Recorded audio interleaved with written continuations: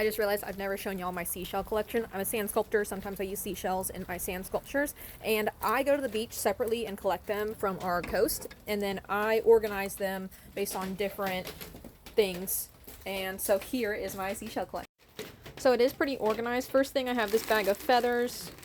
I would like to use these as an architectural detail, maybe like a cool fence or something, not sure.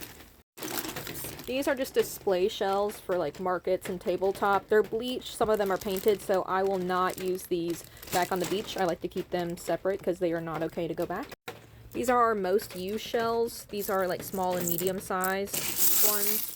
And I am getting low on these, so I'll have to go and collect some more pretty soon. These are the extra small shells. Look how little they are. I love using these guys.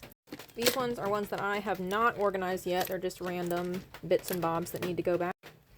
I call these my whirly twirlies. So sometimes I'll use these as trees, but I haven't really incorporated a lot of these shapes. I've used these as eyeballs before, but these are all the spinny ones.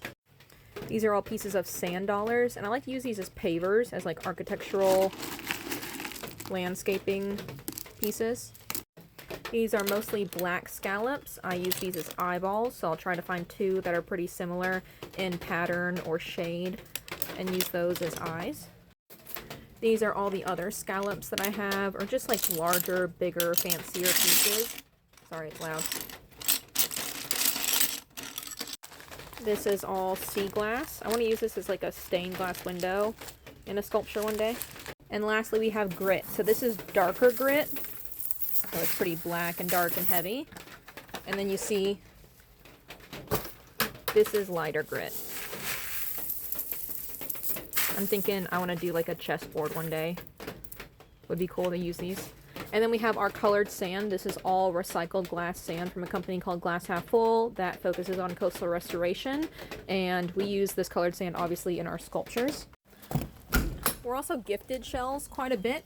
So whenever we are taking or doing our classes, teaching our sandcastle classes, sometimes we get gifted shells, and so I still have to go through all of these. These are all the shells from this year that somehow ended up in our possession, and all of our instructors pop them in there when we are cleaning out our toolkit for the day, and so I got to go through them. So let me know if y'all would want to see that. So yep, I pre-collect shells, and then I kind of have an idea of what I'm going to use for a sculpture, and I bring those back to the beach. But I do make sure that they are safe to go back on the beach. I don't put anything that shouldn't be there.